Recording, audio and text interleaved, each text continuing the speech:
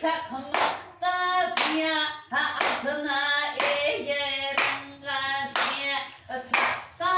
çakma taşıya altına eğerin kaşıya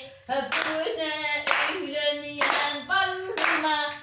o bakır devlet başı aydıma aydıp göreyine karla çıkma pereyine Meniye karşı Allah'a oturun il gününe ya döneyine ay alle alle hua Ramazan alle hua tutar dilim saçılmasın tutar kişiye bulmasın mehrinetim akıl yolun atmasın haypotamaya teke olmasın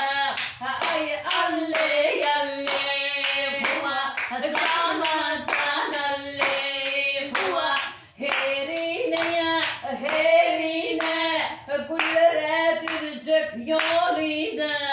şu kadını adını çekecek babacanın yerine ay alle alle hua Ramazan alle hua ay canlar sana yâre kurbana bin kurban alle hua başıma bana şehidiydi ben ormanda durudiydi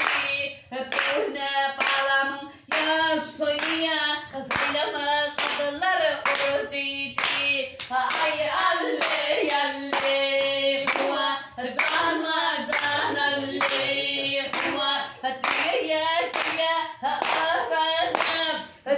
dayanaya dayanıp kayaya etme terdar ağım başım bira dayan kayaya etme terdar kalbim şerden bira dayanıp ay alle alle hua Ramazan alle hua ay canlar sayaya Kur'an min kurban alle hua